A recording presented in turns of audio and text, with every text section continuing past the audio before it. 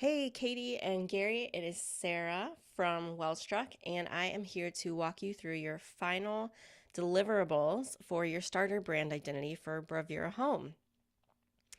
I'm sending you an email with all this information, but I found that a lot of my clients like to hear it in video form because it just makes a little bit more sense this way. So I'm basically walking through the email as you have it.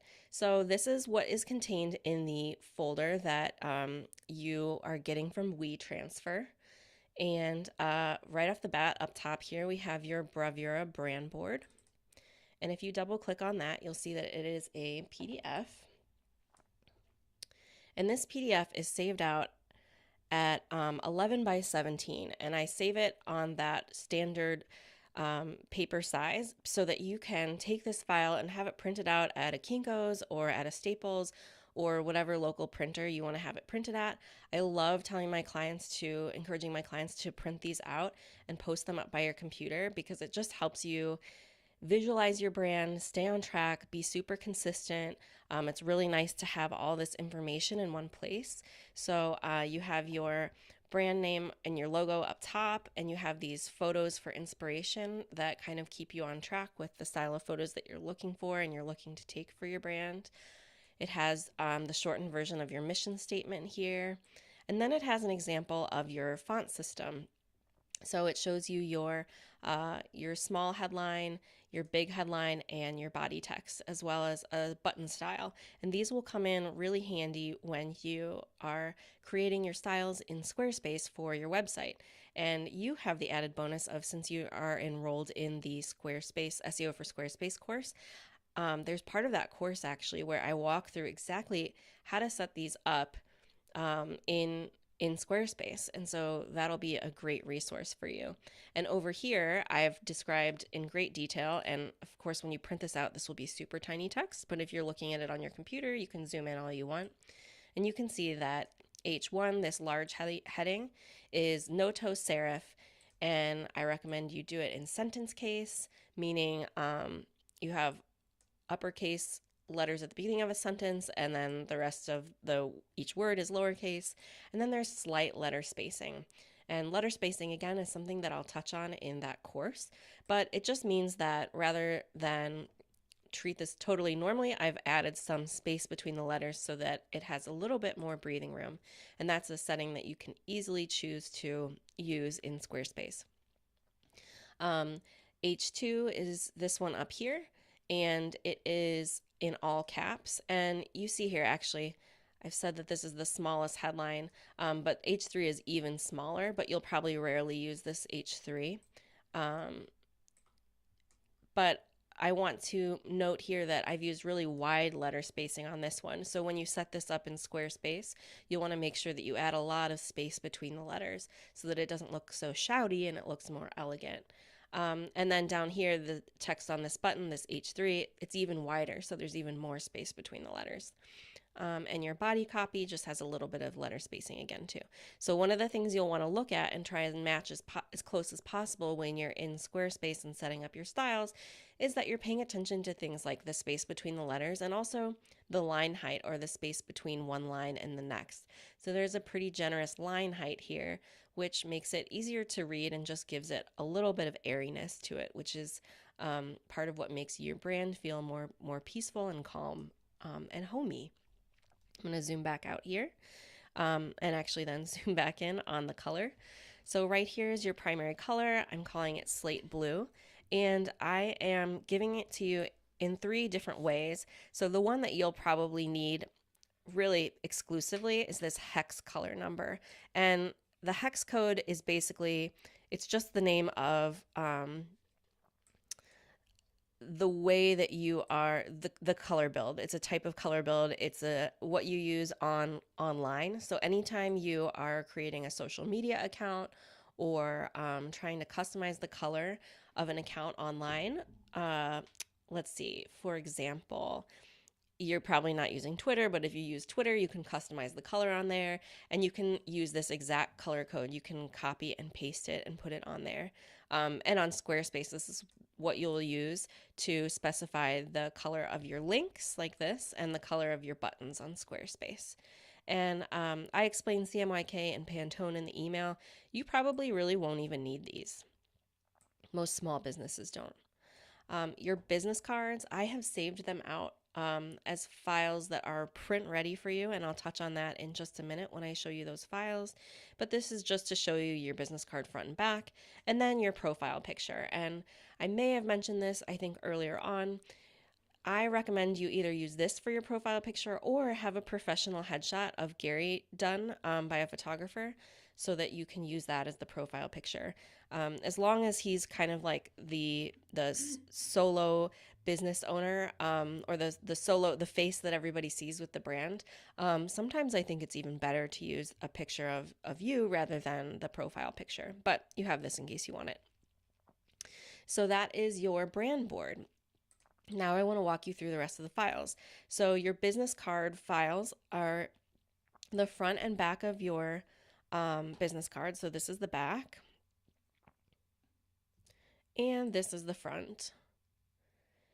And I've designed these to be printed at standard business card size. So standard business card size is 3.5 inches wide by 2 inches tall. And what I've done here, if you were actually to open this up and see what the actual file size is I've added a little bit of bleed, which is a standard printing term, so that whatever printer you send them to can trim off the excess to make sure that the color goes all the way up to the edges. So these are actually saved at, I believe, 3.66 by 2.16. And that is the print specifications that my favorite business card printer uses. So my favorite business card printing resource is moo.com. They do beautiful business cards. You can't go wrong with any of the stocks that they have. Their cheapest stock, I think, which is their original business cards, are really wonderful. I highly recommend them to all of my clients. They do a nice, fast, professional job. If you want to order samples in advance, you can go onto their website. I've included the link in the email to where you can order free business card samples from them. Or if you just want to trust that they're good, I recommend probably the original ones for you. Or if you wanted to go with like a really hefty, impressive, thicker business card, their Lux stock is really nice as well. But you probably don't need that. I think the original would suffice for you. So these are saved exactly according to Moo's specifications. So you can go ahead and upload these exactly as they are.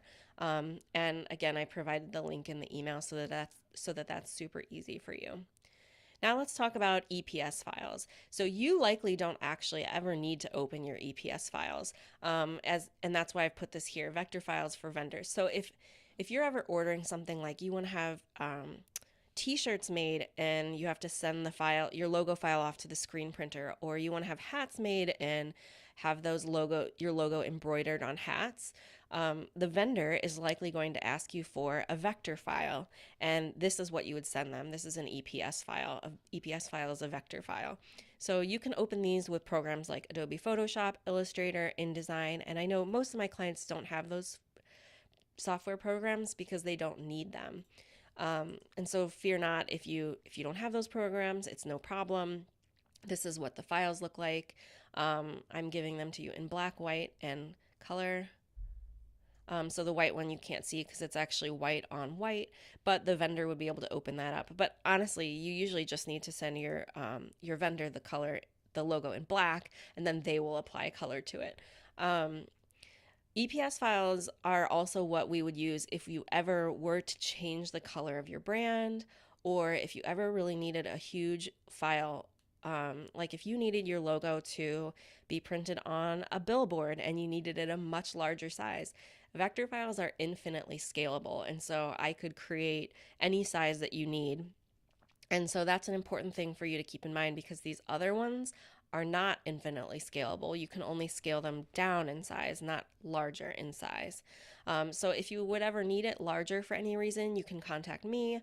If you need it larger for something that you're having printed by a vendor, they will be able to scale an EPS file larger for you as long as you can provide that EPS file to them. So if you ever have questions about this, just let me know. Sometimes I could resize it for you quickly at no charge, and or I can do it for a nominal fee. So I'm always here for you if you need that help. JPEG files are what you would use for print. So if you are going to anytime try to like create your own postcards or something like that, you can use a JPEG file. So you could drop these into like Microsoft Word or Google Docs or something. Um, yeah, and I've tried to save them large enough that you probably don't need anything larger than this for print materials that you're making. So you can scale them smaller, just don't scale them larger.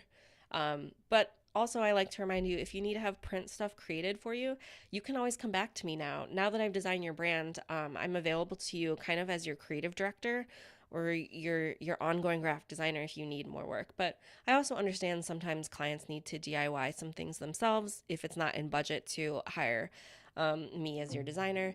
But I always like to say, give it a shot. Like if you need something created, at least reach out to me for a quote to see if it's something that would be within budget for you. Because sometimes I can create things fairly quickly, especially if you come to me with all the content and everything and you know exactly what you need. Um, yeah, so just keep me in mind for that. And of course, I won't pressure you if it's something that you decide you would really prefer to DIY. But yeah, if you need stationery, letterhead, whatever, I'm happy to provide a quote for you on that in the future. And lastly, PNG files are for web.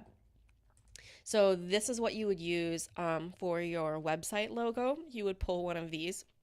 And again, you can never scale them larger, but you can resize them to be smaller if you need them to be smaller. So you have white on transparent background, color on transparent background, and black on transparent background. And then this is also where your profile picture is. So this is what you would use on a Facebook page or an Instagram account, whatever social media platforms you'd be using. Or, like I've said before, you could use a picture of Gary if you would prefer to do that instead. So, this should cover everything that you would need your logos for online. And so that is a wrap. That is the walkthrough of all of your files. I'm happy to answer any questions that you might have about them if you're not clear about when to use what, but I try to make it as clear as possible, but I'm sure there's always room for improvement. So I'm really excited for you. I know this is a super exciting time in your business. I would love to help support your launch in any way that I can. So if you are doing kind of a formal brand launch at any point or even just like an announcement online, like, our brand is here, we've officially launched, we're officially in business, all that, like I love to support you. So give me a heads up on big news like that, and I'll give you a shout. uh, yeah, so I'm excited to see you run with this, and hopefully I'll talk to you soon.